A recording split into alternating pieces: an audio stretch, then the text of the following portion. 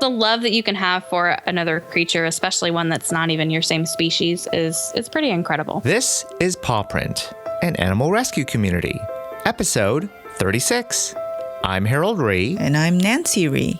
Today's guest is Britany Felix. Britany is host of the Living Unconventionally podcast, where 3 days a week she focuses on travelers, entrepreneurs, and other amazing people who do not live the typical 9-to-5 lifestyle. Britany and her husband are about to practice what they preach, moving out of their home and into an RV with their 2 dogs, Lorelei and Clara. Britany also shares some animal rescue stories, including Maude the Chow. If you want to learn more about Britany Felix, the Living Unconventionally podcast, and see some wonderful photos of the dogs in her life, go to our show notes at thisispawprint.com/36. That's the number 36. Right now, I am in a bit of a transitional period. I've worked in an administrative setting ever since I was in college, really, which was about 6 or 7 years ago. Completely unhappy with it. So my husband and I are in the process of getting our home ready to sell. We're going to be taking off in an RV around the country for basically as long as we can make it happen. Ever since I was a kid, I've always just known I wasn't meant to have a traditional life, but the older you get, the easier it is to just kind of stick with the same pattern and the same route that everyone else is going. And my job has it's really gotten to me, and I'm not getting any younger. Life isn't getting any easier. So in November, we decided to really make the push. Actually, in August, we went out to the Tiny House Jamboree in Colorado because we were really interested in tiny houses. And that was the first time my husband had ever seen real mountains. So it kind of was the catalyst that got us talking about making a change. Can you tell us a little bit about the Tiny House Jamboree for those who don't know? This year was the first year, actually. It was the inaugural convention. It pretty much is what it is. They call it a jamboree, but it was in Colorado Springs, Colorado. I want to say 10 or 12 traditional tiny houses on wheels. There were, I think, over 20,000 people showed up from several countries all over the world. It was an absolutely incredible event. And there were speakers all weekend long. And it just was really nice to be with a large group of complete strangers who completely understood my desire to not be bogged down with possessions and a permanent location. Was it kind of a certain type of audience? Was it just all over the place? My husband's 30 and I'm nearing 30. There were definitely people there younger than us. There were people there in their, 60s, 70s. So it was good diversity. Gotcha. What is the kind of freedom that you're looking for that a tiny house could give you?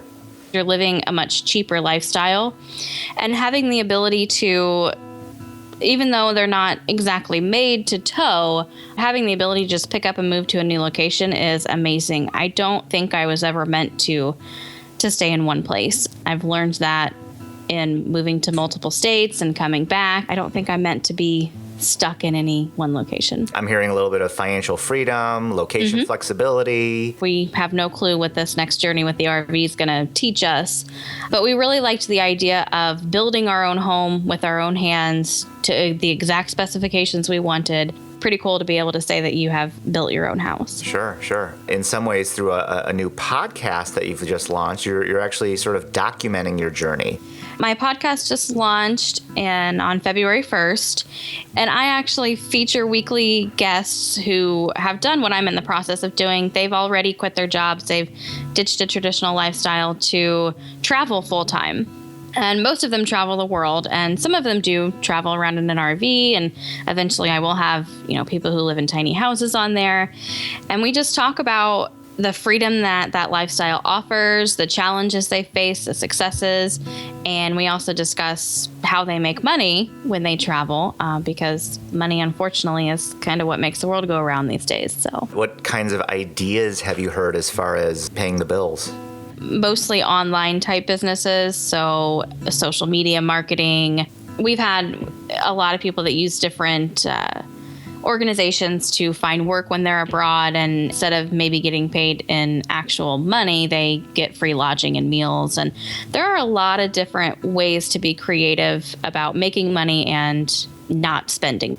Tiny houses also sort of intersects with a minimalist movement. A few years ago, when I first heard about tiny houses, 2009 or maybe 2010. I thought the idea was amazing, but I just knew that there was no way I could ever fit all of my stuff in a tiny house. What I didn't think about was the fact that it's just my husband and I, our 2 dogs, and we had a large 2-bedroom apartment in which one room we didn't even go in. It literally just stored all of our stuff that I didn't even remember what was there. But I was so attached to all of those things that I just couldn't do a tiny house. And you flash forward to right now, we are getting ready to get rid of or sell or donate about 95 to 98% of our belongings. We're going from a 2,000 square foot house into a 24-foot RV. Big difference. Yeah. So that whole process of discarding, recycling, giving away, what's that been like?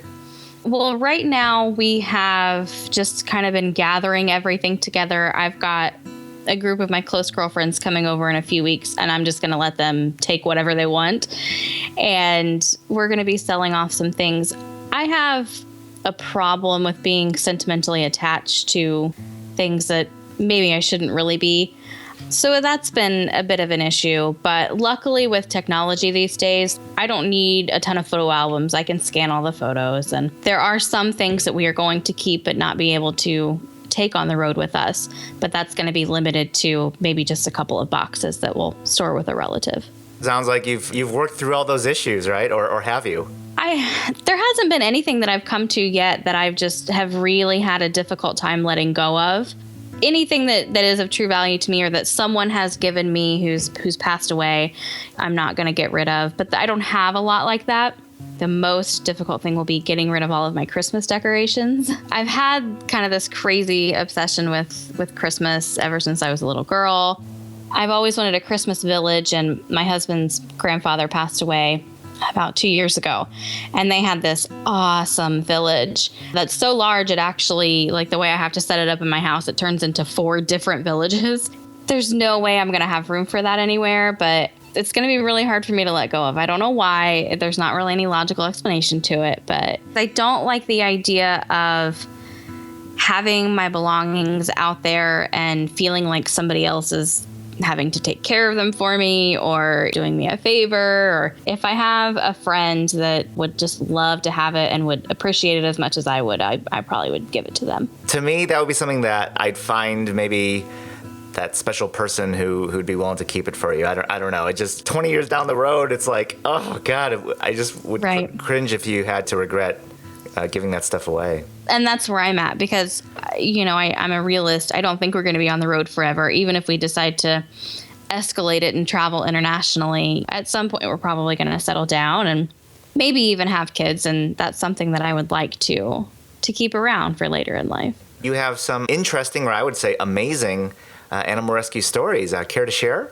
I joined Waldo's Muttley crew, I think it was about 3 years ago now. It's been a pretty incredible journey with them because prior to being involved with animal rescue, I had seen the horror stories on Facebook and the pleas for help, and I donated money here and there when I could, but it wasn't very much, $5 or $10 at a time. And once I joined Waldo's and started to foster with them, which was how I started out, it was an entirely different thing knowing that you were directly responsible for saving a dog's life. It's a feeling that I cannot explain, and it gives me more pride than probably anything else I've ever done in my life. And it's been a back and forth journey with the rescue. We've had some really good times and some really successful adoptions. And then we've had some not so good times, which came the Christmas before last when our headquarters or central hub essentially was reported to the community, false accusations, and we ended up having to relocate our entire rescue and 25 dogs, and it was a long ordeal. Oh, no. This sounds rather unusual. Our president, she lived in a small rural community. It was zoned agricultural. She could have had pigs and chickens and cows, and it would have all been perfectly fine. But there was a zoning law that you couldn't have more than 6 dogs on one property. It was a pole barn, which sounds pretty, not so good. But a ton of money had been spent on it. It was completely renovated. It had heating, cooling, indoor kennels, a ton of outdoor play spaces. It had a washroom, laundry room. I mean, it had everything that you needed. It was amazing. She had a set schedule for when the dogs were outside, when they were inside. Several volunteers would come and take care of them, so the place was always immaculate. And the neighbors, who we had helped even rehome some of their dogs, complained and said that we let the dogs run free and they were out barking till all hours of the night and we were just being really irresponsible. It was a huge slap in the face because, like I said, we had helped them rehome some. One of the neighbors left their dog outside on a chain 24 hours a day to the point where it actually froze to death in the winter. Mm. And so to have them tell us that we weren't taking care of our dogs was a very, very difficult time for the rescue. And we were facing basically being taken down to 6 dogs, and our president had 10 dogs of her own that weren't even part of the rescue. And we fought it with the zoning board. We attended the meetings. It was a small town, and our president had relocated there. She didn't grow up there. The neighbors had, so it was all small town politics. And we ended up having to decide whether or not we wanted to end the rescue or try and find another location. And miracle of all miracles, we found an amazing supporter of Waldo's, ended up actually purchasing a property for us in another county. So the whole rescue came together and renovated this property, completely redid the house that was there so that she could move into it. The lodge that we have now is so much, even nicer than the one we had before because we got to build it, completely to our specifications. And there was a period of about, I would say 8 or 9 months where we had to halt pulling in any new dogs. And it really got to the rescue not being able to save any lives when he kept getting all these pleas for help. In hindsight, what was a lesson that your organization learned? There were so many different things that went through our head. It would really depend on what time you asked us. For a lot of people, the lesson has been forgiveness, because it really shook a lot of us to the core, knowing that we had helped these people. We were doing a good thing, and this horrible thing was happening to us.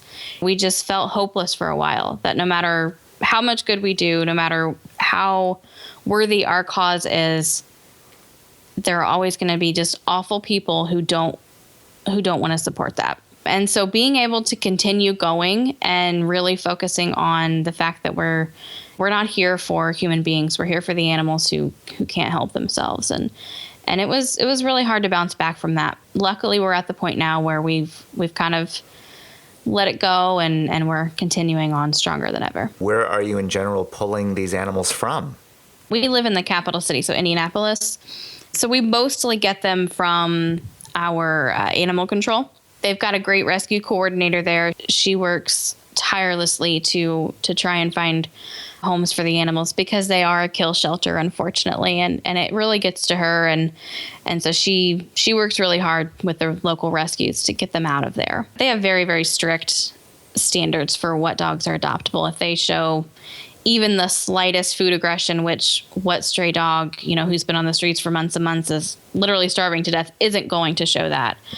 But that's generally where we get them from. And we have a lot of people who contact us and say they found strays or they have to rehome their dog, and we'll take those too. Yeah. But we try to take the cases that most other rescues won't. So the severe medical cases. You have a special dog, Maude the Chow. Could you share a little bit about that? 2 years ago, we were contacted from an animal control, or I guess a county animal control, about 2 hours north of where I live. They had a chow. Oh gosh, she was beautiful. But her owners had moved away and left her locked in an outdoor kennel with no food, no water, dead animals rotting all around her. She had 2 different scars on her neck from where her chain had embedded into her skin, tumors in her uterus. She had, enlarged lymph nodes and so many issues. She had been at that shelter for over a year because nobody would take her. And she was nearing the end of her life. They just wanted her to just have a comfortable home, essentially, to live her last few months in. And we'd be spending a ton of money on her medical care. We couldn't adopt her out. We couldn't let her go like that. So, sorry, I'm actually going to turn it up. We brought her back to our rescue, and she got to live an extremely comfortable and loved life. She was adorable. We all loved her, and She was just extremely, extremely spoiled. Now we have this great picture of her, and she just has this huge grin on her face, even though she was going through so many issues. But she got to know, in the end, that she was loved. That's a powerful story. The main catalyst for why I got involved with animal rescue and why I've adopted, all of the dogs that we've had has been my childhood dog. He's my biggest regret in life. We got him when I was just a kid. I was in elementary school. He lived his entire life on a chain outside in Indiana winters. I think he only went to the vet maybe twice in his whole life. He was an indoor dog for the most part, and he always tried escaping. And so rather than train him and deal with what the real issue was, he was just put outside. And the older I got, the more I realized just how awful of a life that was. But when you're in middle school, you don't really know what to do about that type of situation. And, he did eventually pass away. I think I help all of the dogs that I help now because I didn't help him. And he's what keeps me going. What was his name? His name was Bailey. And actually, that's kind of one of the reasons the dog I talked about earlier really got to me, because Bailey was a Chow as well. And as soon as I saw, I knew I had to help this one. So I was actually the one that drove about 4 hours, I think, total to, actually, I think it was closer to 5 hours to get this dog from the shelter. I had him in the back of my mind the whole time. Yeah, making those connections, right? Yep. Let's rewind just a little bit. Maybe tell us a little bit about where you grew up. I grew up in Indiana. I have ventured out. I've lived in Montana and Arkansas, but I am back in Indiana now. I actually have a degree in law enforcement, of all things. I thought I wanted to be a lawyer at one point. That quickly changed. My life up to this point, I don't feel has really been anything that I've necessarily wanted it to be. It's just kind of what I thought I should do. Life like it should be. It sounds like you're sort of breaking out of certain assumptions that you grew up with. Kids grow up, they go to high school, then they go to college, they get a degree, then they get a job. And, there's just kind of a general set path that people take. And I did all those things because that's just what people do. And now that I've had that adult job for a little while, I'm miserable. So I'm breaking out of that and gonna go finally live the life that I actually want. If you were to achieve that life that you actually want, what would it look like? It would look like complete freedom to make all of the choices that I want to make, never having to say no to an opportunity because I have to go to work on Monday. Being able to decide where I want to go, when, what I want to do, who I want to be with. Just being able to make those choices and never having to miss out on any opportunities. Why did you decide to start a podcast? I really am not sure. I tried a few different things. I kind of like people listening to me. I like people valuing what I have to say, and I like helping to inspire others. I like being the catalyst for the change in someone else's life, because I haven't always been able to, up till this point, be that catalyst in my own life. I would make all these declarations that I was going to change and I was going to do all these things, and then I would just eventually kind of peter out and give up. So inspiring change in someone else's life, I think, is incredible. So that's kind of where the podcast came into. I wanted to reach the largest amount of people that I could. How's the experience been so far? It's been great so far. I've been building my following on social media for a few months now, and I've got a few loyal followers who are extremely engaged, and they've been so excited for the launch. And one of the guys actually said that I had inspired him so much before I had even launched the information I was sharing on social media and my story, that he actually asked if he could donate money to help me continue going. And so that was pretty incredible validation. So the response has all been great so far, and it's really kind of given me the fuel and the energy to push forward and just keep it going. That's amazing. Yeah. What was it that you said? I'm actually not really sure, because he'd been one of my followers kind of from the beginning since I started it on social media. And I just share, mostly I'm on Twitter, and the best types of posts to share on there are pictures. So I'll share motivational quotes related to travel and freedom. And I think the idea of freedom resonates with a lot of people. And so he was in a job that he made excellent money, but he wasn't quite fulfilled with. And so the stuff that I was sharing just kind of really hit home for him. Okay. What do you hope someone listening to your podcast gets out of it? I hope they get out of it that they shouldn't live a life just because it's the way that they are supposed to, or the way they've always been told that they should. They shouldn't do things just because that's what everyone else is doing. I hope that they know that there are opportunities out there and there are ways to make their dreams come true if they just decide to go for it. I hope that they find the courage to really listen to what they truly want and not let anyone or anything hold them back. Okay. All right. Well said. Why don't you just describe to us your thoughts on RVing and how your animal is going to fit into the picture? The animals have been an interesting aspect of the RVing. It's a 2,000 square foot house to a 24-foot RV, and we have a 60-pound border collie and a 55-pound retriever, lab, shepherd, mutt mix. We're not really sure what she is. The retriever is Clara, and the border collie is Lorelei. Okay. They're both rescues. Clara actually was a foster failure through Waldos. She was our third foster, so we made it through 2 without having to give it.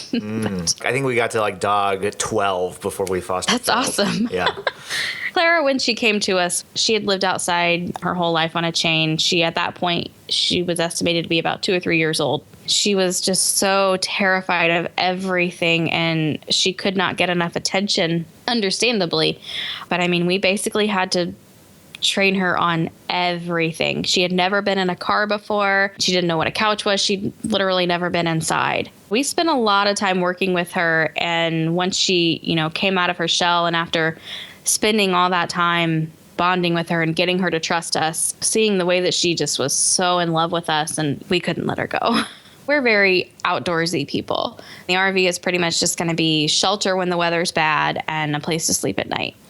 Other than that, we're going to be outside, and they're going to be with us as much as they can. As it is now, we both work full-time jobs, so they don't get nearly the amount of exercise or attention that they should. And so we're really excited to have all this extra time with them and to let them experience all these new things with us. What's your first stop going to be? My husband's, one of his best friends lives in Minnesota, so we're going to go up and see him. And then from that point, we're just going to go west. We don't have any plan in mind. The Jamboree is going to be in Colorado. Tiny House Jamboree is going to be in Colorado again in August. So, and his sister actually lives in the same city it's in. So we know we want to be in August around that time. But other than that, we don't have any plans, and we kind of tend to keep it that way. How many days a week do you plan to release podcast episodes, and any kind of unusual, obstacles that the RVing will cause for your podcast? It'll cause a lot. That's been one of the interesting things to try and figure out, because I'll be releasing episodes 3 times a week, Monday, Wednesday, Friday. And basically I'm just going to have to binge work when I have Wi-Fi, and just get as much done as I can. A lot of it I foresee being done in Starbucks or Panera's or McDonald's, anywhere that has free Wi-Fi. That's an aggressive schedule, Monday, Wednesday, Friday. I mean, as a fellow podcaster, I can definitely foresee that there are going to be some days where it's more stressful than others, right? Oh, absolutely. And luckily, I've been actually interviewing for the past few months, so I have about 3 months worth of interviews already recorded. I've actually never had to ask someone to be on my show. They've all come to me, so I've been really, really, really lucky. And I still have people coming to me, so I think I'm going to be okay as far as that goes. Recording them is going to be kind of interesting, because I obviously can't do an interview when I'm sitting in a Starbucks. So that's one of my things I have to kind of figure out, which we're going to have Wi-Fi in our RV, so it just really depends on how strong the signal is, because most of the time our plan is to do what's called boondocking, which is essentially living off the grid in the middle of a national park. Boondocking. Never heard of that. Yeah. Okay. All right. Hashtag boondocking. Right. When you shared your news with friends and family, what was their response? It's actually been pretty positive. We're cashing out our 401ks in order to do this, which everyone always advises you not to. And so, when I said that to my grandmother, her response was, "You don't want to do that." And then I just said, yeah, we do. And then that was the end of that conversation. My mom is incredibly proud of me and supportive, but she doesn't really like the idea of it. You know, she's a mom. She worries. She thinks we might regret it, or she's kind of used to me moving away. I moved off to college in Montana for a little while on my own, which was about 1,600 miles away from home. Then I moved back and then moved to Arkansas and then came back. So at this point, she's pretty used to me leaving. If you were to provide any advice to the animal rescue community, what would it be? I think it would be to just focus on the individual success stories. After a while, when you see all these dogs and they come through the rescue, and especially if you're not actually involved with them, if they go straight into a foster home and you never even get to meet them, it can get to the point where it starts to become routine as well. The negative of it is what you start to focus on. It's such a tough thing to be involved with anyways. And when you start focusing on the negatives more than the good that you're doing, it can get really easy to get burnout. So focusing on the success stories, being, involved, letting yourself get attached to these dogs, as gut-wrenching as it can be when they leave your life, it's bittersweet. You're happy they're getting a new home, but you're sad that they're leaving you. But those successes are what's going to keep you going. If you can just focus on the fact that you are saving lives, and there are always going to be bad situations. There are always going to be negative people, but there's also always going to be another dog whose life you can save. You've shared 2 very powerful animal stories. What other animals have really inspired you? The dog that we have now, Lorelei, the border collie. She was our first dog that I've had as an adult. She was actually the first dog my husband ever had. And we got her she was about 3 months old. She was born to a feral mother. We adopted her through a rescue in Arkansas. She's taught me patience. Having a puppy when you haven't really had to be the sole one responsible for a dog is a bit overwhelming at first. And so she's taught me patience, and she's got a seizure disorder. She has 2 rare stomach conditions that now requires her to have weekly shots, and she can only have one certain kind of food, and it's been a battle with her, but it's amazing the things that we do for the ones that we love. And we don't have any children, and she is my child, so I would do anything for her. Okay. The love that you can have for another creature, especially one that's not even your same species, it's pretty incredible. In the coming weeks and months, how do folks track you down? Website, social media? The podcast is on iTunes and Stitcher, and it's called Living Unconventionally. And the website's the same name, so it's just livingunconventionally.com, and it has links to my social media on there. What's the best way to reach you through social media? I'm actually avoiding Facebook right now, just because it's its own beast, and I could spend all the hours of the day trying to figure out how to build a following on there. So right now I'm just on Twitter and Instagram. And Instagram, I'm living_unconventionally, and at Twitter, I'm LU_podcast. Yeah, those darn Twitter names, you can't make them long enough, right? I know. What's the best advice you've ever received? I don't really know that it's ever been a specific set advice, a particular discussion I've had or a particular quote that someone's told me. It's just been the people around me being incredibly supportive of everything I've ever wanted to do, even if they didn't think it was the best idea. Especially as a child, I was always told I could be anything, I could do anything. And it's really given me the courage to go after what I really want, and to know that I have that support system behind me. Just being, especially as a kid, being told that you can do anything is pretty powerful. A year from now, what would you have liked to have accomplished by that time? I would still hope that we are on the road. I hope that I would have been able to turn my podcast and my online business into something that lets me keep our journey going. I hope to have a little bit more figured out about just who I am and what I really truly want out of my future. I still technically don't know what I want to be when I grow up. I just know what I want out of life. So I think in this next year, especially having all this time to focus on it without having, typical 9-to-5 jobs, it's going to really transform who I am as a person. So I really don't know who I'll be in a year from now. So many different things going on with you. Yes. That's how I like it, though. I like a little bit of chaos.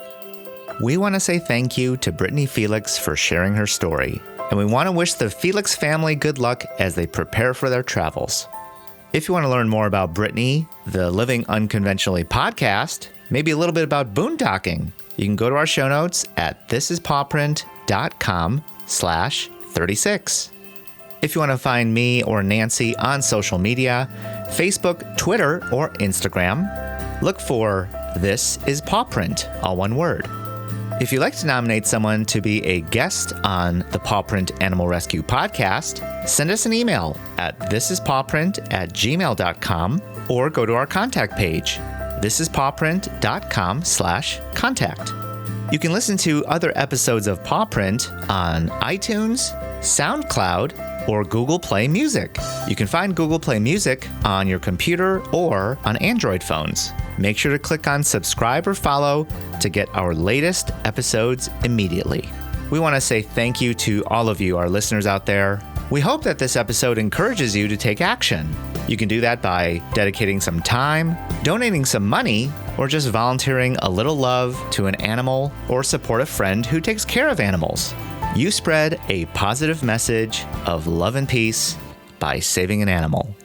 Have a great day, everyone, and see you next time on Paw Print. Paw Print is a production of EVER Education. You can't handle the truth. Woohoo!